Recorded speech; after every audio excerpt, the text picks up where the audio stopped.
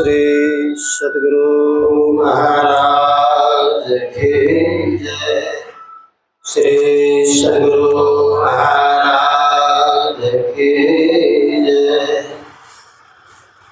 वंदो गुरु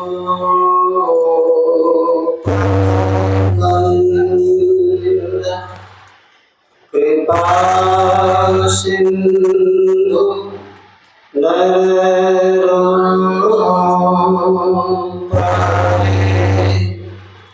महामोह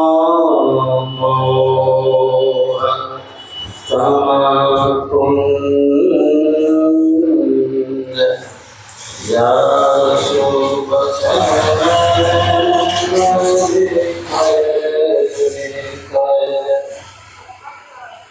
आदरणीय धर्मप्रेमी सज्जन वृंद तथा आदरणीय माताओं एवं आप लोग रामचरितमानस शास्त्र के द्वितीय सोपान अयोध्या कांड से पाठ सुन रहे थे और उसमें यह बात आई कि भगवान राम वनवास काल में घूमते श्रीवेदपुर के जंगल में पहुंच गए और श्रीवेदपुर के राजा का नाम था गोनिषाद। गोनिषाद को मालूम हुआ कि हमारे जंगल में भगवान राम अपने भारजा और अनुज के साथ आए हैं, तो अपने सखाओं के साथ गोनिषाद भेंट करने आए भगवान राम से और भगवान राम से प्रार्थना करते हैं कि आप जंगल में क्यों हैं, चलिए हमारे साथ, आपको मैं राज दरबार में रखूंगा और सब तरह की सुविधा भी दूंगा। भगवान राम ने कहा मैं राजपाट का त्याग करके जंगल में रहने आया और 14 वर्षों तक मुझको जंगल में ही रहना, किसी नगर में नहीं जाना। वो निशार समझ गए यह मर्यादा पुरुषोत्तम है, अपने वचन के पक्के 14 वर्षों तक जंगल में ही रहना है। वो निशार अपने साथियों के साथ पेड़ के पत्तों को चुन चुन करके लाते हैं और उसका सज्जा तैयार किया, यानी पत्तों का सज्जा तैयार किया कि रात में तो यहाँ कोई बिछावन नहीं है, कहाँ सोएंगे भगवान, तो पत्तों की बिछावन तैयार की। जब रात हो गई तो भगवान राम और सीता पत्तों के बिछोने पर आराम करने लग गए। लक्ष्मण जी कुछ हट करके धनुष मान लेकर जगे हुए पहरा देने लग गए और उन्हीं के पास गोनिषाद बैठे हैं। तो गोनिषाद बार बार भगवान राम को सीता को देखते हैं, उनको बड़ा दुख हुआ। यह तो भगवान राम राजकुमार हैं, सीता राजकुमारी है, ऐसा बिछावन तो कभी देखा नहीं। लेकिन आज जंगल में पत्तों के बिछावन पर सोए, यह सब तकलीफ कैकेयी ने दी। कैकेयी के चलते भगवान राम को यह दुख हुआ, तो वो निशाद लक्ष्मण के पास यह बात बोलते। लेकिन लक्ष्मण जी तो ज्ञानी हैं, लक्ष्मण जी समझाते हुए वो निशाद से कहते, बोले लखन मधुर मृदु बानी ज्ञान वैराग भगति रसा। लक्ष्मण जी ज्ञान वैराग और भक्ति ही सनी मधुर वाणी में समझाते हैं। काहू न को सुख दुख करता निजकृत कर्म भोग सुनता। यहाँ कोई किसी को सुख दुख देने वाला नहीं है, सब अपने ही कर्मों के अनुसार सुख दुख भोगते हैं। लक्ष्मण जी ने कहा कि संसार में अपने ही कर्मों के अनुसार कोई सुख दुख भोगते हैं, कोई दूसरा किसी को सुख दुख नहीं देता। और गोस्वामी तुलसीदास जी ने भी लिखा कि कर्म प्रधान विश्व कर राखा, जो जस करहि सो तस फल चाखा। परमात्मा संसार की सृष्टि करके कर्म को मालिक बना दिया। कर्म करने की आजादी सबको दे दी, लेकिन फल पर अधिकार किसी को नहीं। कर्म के पीछे फल लगा, जैसा कर्म करोगे वैसा फल मिलेगा। तो साधारण लोगों से लेकर के बड़े बड़े आदमी क्यों नहीं है, लेकिन सब कर्म क्षेत्र में है। जैसा कर्म करेंगे वैसा फल उसको भोगना। यदि फल पर अधिकार देता तब तो लोग बुरे कर्म कर लेता, अच्छा फल खोजता। लेकिन यहाँ परमात्मा फल पर अधिकार किसी को दिया है, केवल कर्म करो, तो जैसा कर्म करेंगे वैसा फल मिलेगा। तो लक्ष्मण जी कहते हैं कि शरीर, घर परिवार, मिलना छोड़ना, सुख दुख, कोई परमात्मा नहीं है, सब झूठा है। और यहाँ तक कह दिया कि संसार में जो कुछ हम देखते हैं इस सपना की तरह है। सपना की तरह है, जैसे आप नींद में सोए, कोई दरिद्र आदमी सोया है, वह सपना में देखता है कि हम राजा हो गए। और कोई राजा सोया है तो सपना में देखता है हम दरिद्र हो गए। राजा सोचता है हम दुखी हो गए, दरिद्र हो गए, और दरिद्र सोचता है हम सुखी हो, तो राजा हो। ये सपना की बात। लेकिन दोनों को सही ज्ञान कब होता है? जब दोनों जगते हैं। तो जैसे दोनों जगते हैं तो राजा को भी हंसी आती है, दरिद्र को भी हंसी आती है कि हम राजा नहीं बने, और राजा भी सोचते हैं हम तो दरिद्र नहीं बने। जगने पर सही ज्ञान हुआ। जब तक सपना में था तब तक सही ज्ञान था। उसी तरह संसार में जब तक है, जो कुछ देखते हैं रहते हैं तो लगता है यह सब सही है, लेकिन इसकी जानकारी कब हो? जब हम जग जाएंगे तब। यहाँ जगना किसको कहा जाता है? जहाँ अपने की जानकारी हो। इसकी जानकारी शरीर की नहीं, इस शरीर में जो आप हैं चेतन आत्मा, उसकी जानकारी जब होगी तब आप वास्तव में जगोगे।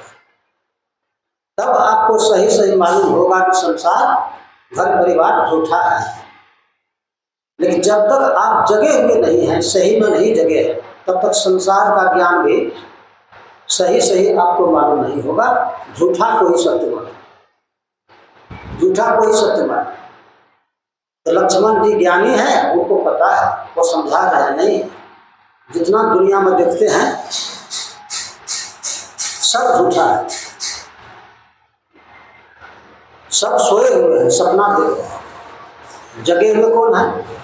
यही जग जामिनी जागही परमारथी प्रपंच की। जोगी लोग संसार में जगे, संत लोग जगे हुए हैं। तो गोस्वामी तुलसीदास जी कहते हैं, सकल दृश्य निज उदर में सोवई निद्रा तज जोगी, सोई हरिपद अनुभवई परम सुख अतिशय वेद की। यानी जोगी लोग, संत लोग संसार को अपने हृदय में लेकर सोते हैं, यानी सोते ही नहीं। तो संसार में वास्तव में जगे हुए कौन है? जोगी है, संत है, जगे हुए। उनको वास्तविक ज्ञान है संसार का। तो जो जगेंगे नहीं उसको वास्तविक ज्ञान नहीं। तो लक्ष्मण जी कहते हैं यहाँ अपने कर्मों के अनुसार सुख को भोगते हैं, और संसार सपना की तरह है। दूसरी बात है, दो तरह के कर्मों को प्रायः आदमी जानते हैं। दो तरह के कर्मों को, यानी शुभ कर्म और अशुभ कर्म। अशुभ कर्म बुरे कर्मों को कहते हैं, शुभ कर्म अच्छे कर्म हो गए। यदि अशुभ कर्म कोई करता है तो अशुभ कर्म करने से पाप होता है और पाप का फल दुख होता है। यानी पाप का फल दुख को भोगना होगा अशुभ कर्म करने वाले। जो शुभ कर्म करते हैं उससे पुण्य होता है, पुण्य का भी भोग मिलता है। पुण्य को भोगने कहाँ जाते हैं? तो स्वर्ग जाते हैं, स्वर्ग जाते हैं पुण्य को भोगने। लेकिन स्वर्ग का सुख भी अधूरा है, वह भी अस्थायी सुख नहीं है, वास्तविक सुख नहीं है। यदि वास्तविक सुख वहाँ होता तो स्वर्ग में रहने वाले देवता लोग सुखी हो जाते, लेकिन देवता लोग भी सुखी नहीं।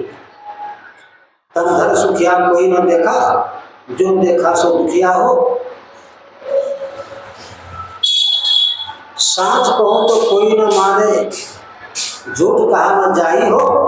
ब्रह्मा विष्णु महेश्वर दुखिया जिलिया रहा चलते, सब दुखिया हो। इसका मतलब है देवता लोग भी दुखी हैं। और भगवान राम ने प्रजाओं को उपदेश में कहा था, यही तनो कर फल विषय न भाई, स्वर्ग स्वल्प अंत दुखदा। स्वर्ग में थोड़ा सुख है, अंत में दुखदा है। भगवान राम ने कहा था। इसका मतलब है कि स्वर्ग में भी वास्तविक सुख या अस्थायी सुख नहीं है। इसका मतलब है कि अशुभ कर्म तो नहीं करना चाहिए, लोग कहते हैं शुभ कर्म करना चाहिए। तो शुभ कर्म करेंगे तो पुण्य होगा, अब पुण्य करेंगे तो स्वर्ग जाएंगे। तो क्या बंधन से आप छूट गए? नहीं छूटे। यदि कोई अपराधी पकड़ा जाए और उसको कह दे कि तुमको सोना की हथकड़ी में ले जाएंगे, तो सोना का हथकड़ी में यदि ले जाए उसको अपराधी, तो अपराधी क्या सोचेगा? हम बंधन से छूट गए हैं। और सोना का है तो क्या हुआ, फिर भी तो हथकड़ी है। उसी तरह से पुण्य भी किए फिर भी बंधन में रहे। लेकिन यह बात है कि अच्छा कर्म करना चाहिए, अच्छा कर्म करना चाहिए। अच्छा कर्म भी यदि ईमानदारी से करते हैं तो जीवन में परिवर्तन आ सकता है। यदि ईमानदारी से करते हैं, सच्चाई से करते हैं। तो दो पंडित था, दोनों पंडित राजा के यहाँ दक्षिणा लेने रोज जाते थे। दो पंडित, तो पहला पंडित जब जाते थे राजा के यहाँ तो राजा का खूब बड़प्पन करते थे, इस ख्याल से कि हमको अधिक दक्षिणा देंगे। तो राजा का खूब बड़प्पन करते थे पहला पंडित। अरे राजा साहब महान है और राजा जो चाहेंगे वह होगा, सामर्थ्यवान है। उसका बड़प्पन करते हुए जाते थे, राजा उससे खुश रहते थे। जब पहला पंडित बड़प्पन करते हुए राजा का वहां जाते थे, उसको अधिक दक्षिणा राजा देते थे। अब दूसरा पंडित पीछे से पहुंचते थे तो वह राजा का बड़प्पन नहीं करते थे। वह कहते थे अरे भाग में जो होगा वही होगा, राजा कुछ नहीं करेगा, ये कहते हुए जाते थे। उससे राजा खुश नहीं रहते थे। यह तो हमेशा भाग का ही बड़प्पन करता है, मुझको तो कुछ समझता नहीं। तो भाग का बड़प्पन करते हुए राजा के पास जाते थे दक्षिणा लेने दूसरा पंडित, तो राजा उससे खुश नहीं रहते थे। लेकिन राज दरबार में पहुंच गया तो कुछ तो देना होगा, तो राजा उसको भी थोड़ा दे दिया करते थे। इस तरह से दोनों पंडित जाते थे वो दक्षिणा लेने राजा के पास। तो राजा एक दिन पहला पंडित से खुश होकर के मन में सोचता है, यह जब भी आता है तो मेरा ही बड़प्पन करता है, कल इसको इतना संपत्ति हम देंगे, इसका दरिद्री ही समाप्त हो जाएगा और इसको मांगना नहीं पड़ेगा। कि पहला पंडित के बारे में राजा सोच रहे। तो पंडित के आने के पहले एक मंत्री को बुलाया और कहा सुनो, एक बड़ा फल कहीं से ले आओ, बड़ा फल। तो मंत्री चला गया फल खोजने, बड़ा फल खोजते खोजते संयोग से एक आदमी के फल पर एक कदीमा था पड़ा। तो मन में सोचता है बड़ा कदीमा है, इसी से काम हो जाएगा। उससे बड़ा कदीमा मांगे, वही लेते आया राजा के पास। कहा राजा साहब अरे फल में तो कुछ नहीं मिला, यही मिला है, कदीमा मिला है। कहा ठीक है, यही ठीक है। तो मंत्री से कहा एक काम करो, इसको दो भाग करो। दो भाग कर दिए। इसके भीतर से जितना गुद्दा है, बिच्चा है, सब निकाल दिए। उसके भीतर का खोखला हो गया और उसमें सोना असर भी भर गया, सोना असर भी भर गया। उसको उसी तरह बंद कर। पहला पंडित आ गया राजा का बड़पन करते हुए कि राजा जो देंगे वही होगा, भाग करके कुछ नहीं। राजा मुझसे कुछ नहीं करते थे। जैसे पंडित आया दक्षिणा देने, तो वही कदीमा दे दिया उस पंडित को, कहा जाओ। पंडित कदीमा ले लिया, लेकिन उसका मन खुश नहीं। रोज बढ़िया चीज देता था, आज दे दिया कदीमा। कदीमा से क्या हो? लेकिन राजा साहब के सामने कुछ नहीं बोला, कदीमा लेकर के घर चला आया। उसकी पत्नी पूछती है आज दक्षिणा में क्या मिला? का क्या मिलेगा? सबसे खराब चीज मिला। का क्या मिला? कहीं कदीमा। पत्नी ने कहा हमारे देह में घाव है, मैं भी कदीमा का सब्जी नहीं खाऊंगा।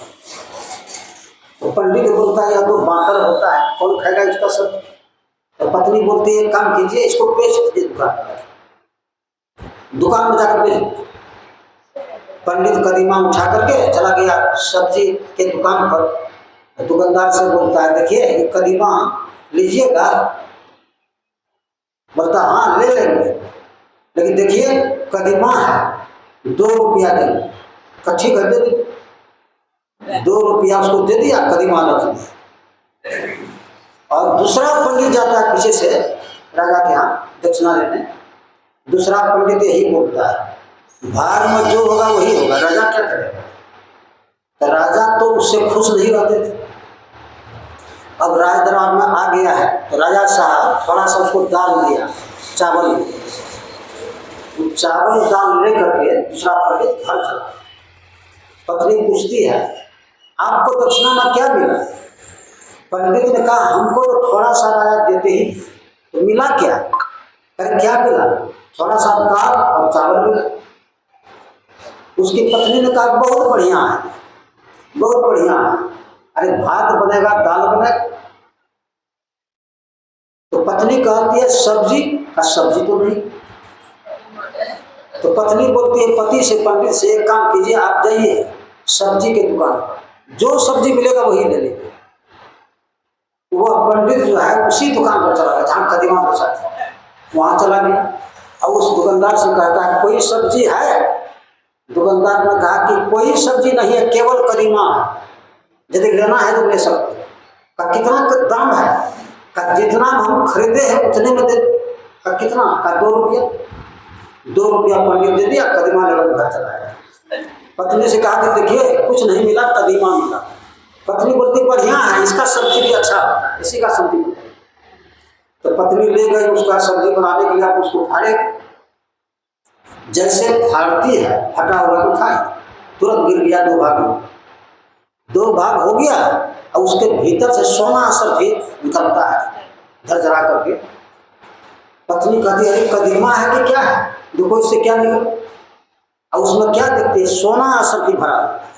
पत्नी तो खुशी से नाचने लगी, इतनी संपत्ति एक बार नाचने लग गई। और पति को बुलाकर बोलती है देखिए कदीमा आप लाए हैं, इसमें कितनी संपत्ति। पंडित भी बड़ा खुश हुआ, हम तो ठीक ही बोल रहे थे, भाग में जो होगा वही, भाग में जो होगा वही होगा। लेकिन अपना नियम नहीं छोड़ा। फिर जाते हैं राजा के यहाँ दक्षिणा लेने, अपना नियम नहीं छोड़ा। फिर पहला पंडित गया राजा के और बोलता है राजा जो देगा वही होगा, भाग कर भी कुछ नहीं।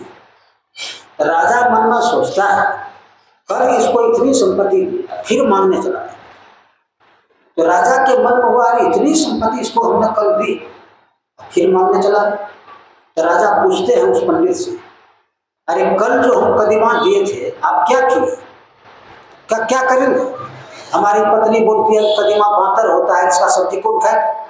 हम भी नहीं खाना चाहते थे। तब क्या किए? कब उसको बेच दिए दुकान में, सब्जी दुकान में बेच दिए। कितना में बेचे? 2 रुपया। राजा मन में सोचता है तो बड़ा आनंद हो, इसको संपत्ति दी थी और 2 रुपये में। तब तक में दूसरा पंडित आ गया। दूसरा पंडित यही बात बोलता है, बाद में जो होगा वही। राजा क्या करे? राजा भी उससे पूछते हैं, अरे कल तो हम दिए थे तो क्या क्या खाना बनाए थे कल? दूसरा पंडित ने कहा कि हमको 2 ही चीजें दिए थे, दाल और चावल, वही बनाए। का सब्जी तो दुकान से ले आए थे। का क्या सब्जी लाए थे? का कदीमा का सब्जी बनाए थे। हाँ, कदीमा का सब्जी। राजा समझ गए ये ठीक बोलता है, भाग में जो होगा वही होगा। हमने दिया था पहला पंडित को, लेकिन चला गया इसके पास। कहने का मतलब है पहला पंडित स्वार्थी था, ईमानदार नहीं था। वो तो दक्षिणा लेने के लिए राजा का बड़प्पन करता, ईमानदारी नहीं थी, सच्चाई नहीं थी। और दूसरा पंडित में सच्चाई थी, सही बात बोलता था। अरे भाग तकदीर में जो होगा वही होगा, कोई क्या करे। तो दूसरा पंडित में ईमानदारी थी, गरीब था, लेकिन देख लीजिए कितनी संपत्ति आ गई। कहने का मतलब है कर्म करने में यदि ईमानदारी है, सच्चाई है, तो उसके जीवन में परिवर्तन आ सकता है, उनका जीवन मंगलमय हो सकता है। तो कहने का मतलब है 2 तरह का कर्म प्राय आदमी जानते हैं कि शुभ कर्म और अशुभ कर्म। जो अशुभ कर्म करने वाला होता है, गुरु महाराज एक बार कहते थे कि अशुभ कर्म जो करने वाला होता है उससे पाप होता है। और वो जब मरता है उसके आत्मा को ले जाने कौन आता है? जमदूत आता है। बहुत कष्ट दे करके उसको पाप को भगवाने ले जाता है। और जो पुण्य कर्म करने वाला होता है वह जब मरता है उसके आत्मा को ले जाने कौन आता है? देवदूत आता है। बहुत आदर सत्कार करके उसको स्वर्ग ले जाता है। जैसे दोनों के कर्म में अंतर है, वैसे ही भोग में भी अंतर है। इसलिए कहा गया है, आए हैं सो जाएंगे, राजा रंग फकीर, एक सिंहासन चढ़ी चले एक बांधे जाते। एक सिंहासन चढ़ी चले एक बांधे जाते। तो जंजीर में कौन बनता है? पाप करने वाला। जो पुण्य करने वाला है सिंहासन पर बैठ कर जाता है। दोनों के जाने में अंतर हो, लेकिन स्वर्ग में भी चले गए तो भी बंधन है। हमारे गुरु महाराज जी कहते हैं कि किस तरह की भक्ति करें कि वास्तव में हम मुक्त हो जाएं। एक भजन में गुरु महाराज जी कहते हैं, यही मानुष दे समैया करूं परमेश्वर में प्यार। शरीर समाने वाला है, इसलिए परमेश्वर में प्यार करें। परमेश्वर में प्यार करने से क्या होगा? कर्म धर्म को जला खा कर देंगे तुमको। तुम्हारा कर्म और धर्म दोनों जल जाएगा और तुम्हारा उद्धार हो जाएगा। यानी परमेश्वर में प्यार करने से। तो गीता में आया है तीसरा एक कर्म होता है, तीसरा कर्म को क्या कौन कर्म कहते हैं? निष्काम कर्म। निष्काम कर्म साधारण आदमी से नहीं हो सकता। निष्काम कर्म कौन करते हैं? तो साधना विशेष के द्वारा, जिसकी सूरत शब्द में लगी रहती है, जिसकी सूरत शब्द में लगी रहती है, और वह संसार में जो कर्म करते हैं उस कर्म का कोई फल उनको नहीं मिलता। जैसे संत लोग होते हैं उनकी सूरत सार शब्द में लगी रहती है, जब तो वह शरीर में है कर्म करेंगे, लेकिन कर्म का कोई फल उनको नहीं मिलता, क्योंकि कर्म को जला दिया है साधना करके। तो कर्म का क्या फल मिलेगा? और गुरु महाराज जी तो यह कहते थे कि ऐसे जो संत हैं जिसकी सूरत सार शब्द में लगी हुई रहती है, वह जब शरीर छोड़ते हैं उनको ले जाने कोई दूत नहीं आते, कोई दूत नहीं आते, क्योंकि ऐसे संत की निजी शक्ति ही इतनी अधिक होती है जितनी शक्ति जमदूत और देवदूत के विमान में। और जमदूत देवदूत का उतना सौभाग्य कहाँ है कि ऐसे संत का दर्शन भी कर सके। इसीलिए कोई दूत वैसे संत के पास नहीं आते हैं और अपने मौज से वह शरीर छोड़कर ब्रह्म में विलीन हो जाता है। तो वैसे संत जो परमात्मा का अनुभव कर चुके हैं, परमात्मा को प्रत्यक्ष कर चुके हैं, वह वास्तव में मुक्त है। और इसीलिए उपनिषद में आया है, विद्यते हृदय ग्रंथि छिद्यन्ते सर्व संशया क्षयन्ते चास कर्माणि तस्मिन् दृष्टे परे परावर। उस परे से परे ब्रह्म को जो देख लिया, उसके हृदय की ग्रंथि गिरा टूट गई, सभी संशय छिन्न हो गए और सभी कर्म नष्ट हो गए। ऐसे महापुरुष के पास जाकर के परमेश्वर से हम कैसे प्यार करें, यह जानना चाहिए। तो आप लोग गुरु महाराज जी के भजन में सुन रहे थे कि अंतर साधना करो और अंतर साधना करके परमात्मा से प्यार करो। तो भजन में आप लोगों ने सुना, अति पावन गुरु मंत्र मन ही मन जाप उपकारी गुरु रूप को मानुष ध्यान। इसमें एक नाम और एक रूप की बात है। तो मंत्र जो बताया गया आपको, तो पहले मंत्र का जाप करने की बात होती है। जिस मंत्र का जाप करते हैं या जिसका आवाहन करते हैं मंत्र के द्वारा, दूसरी क्रिया में उनके चेहरे का ध्यान। यही विधि है। जैसे गोस्वामी तुलसीदास जी मंत्र जपते हैं, हे राम हे राम हे राम, और दूसरी क्रिया में राम के चेहरे का ध्यान करते हैं। सूरदास जी कहते हैं हे कृष्ण हे कृष्ण, तो दूसरी क्रिया में कृष्ण के चेहरे का ध्यान करते हैं। यानी जिस मंत्र का आवाहन करते हैं, दूसरी क्रिया में उनके चेहरे का ध्यान। तो हमारे यहाँ जो मंत्र है वह तो आप लोग जानते हैं, अति पावन गुरु मंत्र मन ही मन जाप जपो। इसीलिए दूसरी क्रिया में है उनके चेहरे का ध्यान। वैसे दीक्षा बताने वाले बहुत हो गए हैं, लेकिन दीक्षा लेने के बाद भी किसी किसी सत्संगी को देखते हैं भ्रम रह जाता है, भ्रम रह जाता है। एक सत्संगी क्या कहते हैं कि हम जप करते हैं उसके बाद ध्यान करते हैं। तो हम लोग का ध्यान किसका करते हैं? का जो दीक्षा बताया उसी का करते हैं। भ्रम हो गया कि जो दीक्षा बताया उसी का। तो हमने कहा कि ऐसा क्यों करते हैं? कहा नहीं बोले, दीक्षा बताने वाले जो है वो कहा पहले मंत्र का जप कीजिए और उसके बाद कहा ध्यान कीजिएगा। ध्यान कैसे कीजिएगा? जैसे हम बैठे हुए हैं वैसे ध्यान कीजिए। तब कुछ गए इसी का ध्यान करना, उसी का ध्यान करते हैं। मतलब कहने का भ्रम में चला गया कि नहीं? स्पष्ट बताना होगा कि किसका ध्यान करें, तब दीक्षा लेने वाले को समझेगा कि इसका ध्यान करना चाहिए। स्पष्ट बताना होगा कि उनका ध्यान करें। जैसे भगवान कृष्ण अर्जुन को कहा स्पष्ट, कहा देखो सुखासन से बैठो, सुखासन से बैठो और पहले सर्वांग युक्त मुख का ध्यान। किसका कहा?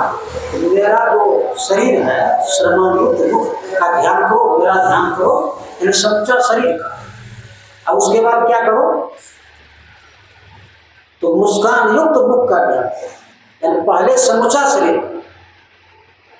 का, पहले मुस्कान युक्त संपूर्ण शरीर का ध्यान करो, उसको छोड़कर मुस्कान युक्त मुख का ध्यान करो। यह भगवान ने कहा।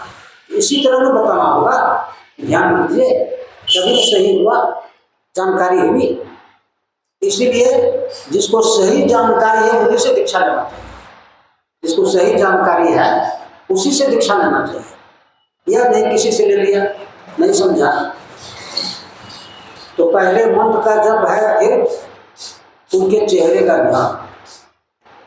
लेकिन चेहरे का ध्यान हम करेंगे, वो बहुत जल्दी हो गया अंदर में, अपने इष्ट को हो देख लिया।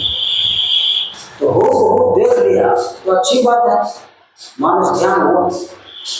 लेकिन मानस ध्यान करने से ही केवल दृष्टि का पूर्ण संचार नहीं होता, क्योंकि जिस इष्ट के रूप को आप देख रहे हैं अंदर में, उनके चेहरे में आपकी दृष्टि फैली हुई।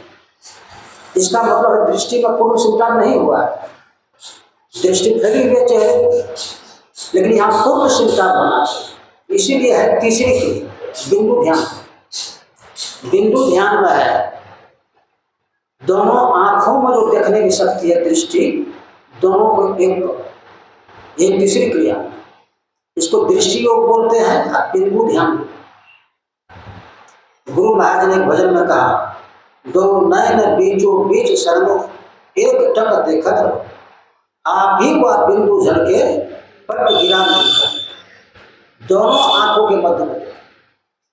तो वैसे तो मान लीजिए अभी बहुत मत के लोग हैं, तो जैसे कहते हैं पूर्णिमा दृष्टि, प्रतिपदा दृष्टि और अमावस्या दृष्टि।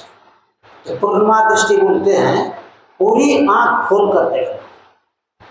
जैसे कोई दीवार में बिंदु बना देता है और उसी पर दृष्टि को स्थिर करता है, आंख खोल करके, पूरा खोल करके। या कोई दीपक के लो पर दृष्टि को जोड़ते हैं, तो इसको बोलते पूर्णिमा दृष्टि। पूरी आंख खोलकर देखना, इसको बोलते पूर्णिमा दृष्टि। और दूसरी है प्रतिपदा दृष्टि, आधी आंख खोल करके दृष्टि को टिकाना, यह हो गया प्रतिपदा दृष्टि। और तीसरी है अमावस्या दृष्टि, यानी आंख बंद करके यह क्रिया करें। तो हमारे यहाँ संत मत में या संत के मत में जहाँ भी है, सब कहते हैं आंख बंद करके करो।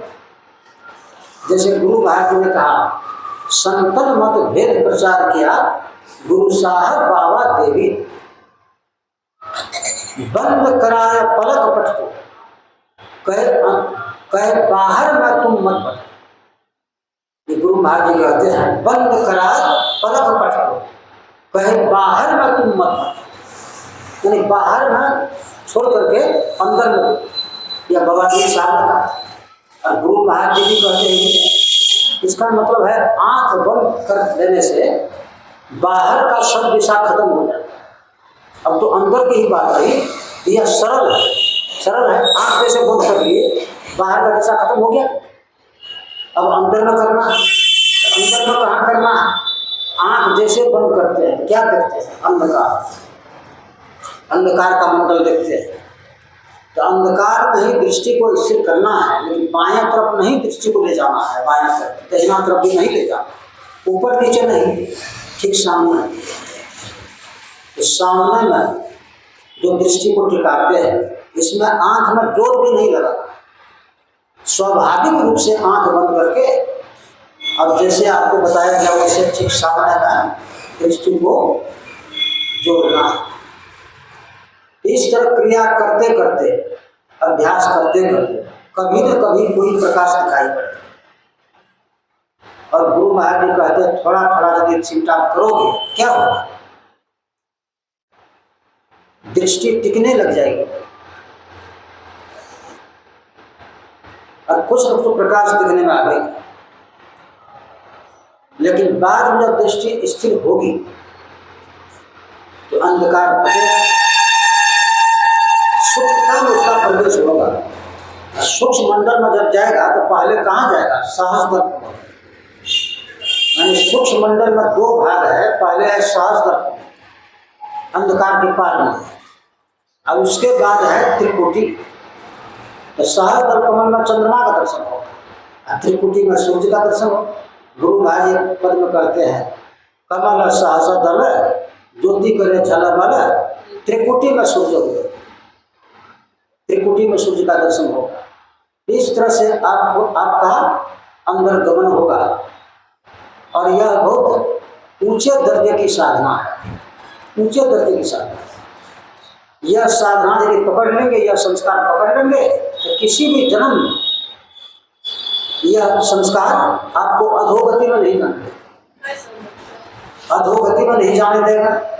जब भी जन्म होगा तो मनुष्य शरीर में ही, मनुष्य शरीर में ही आएगा।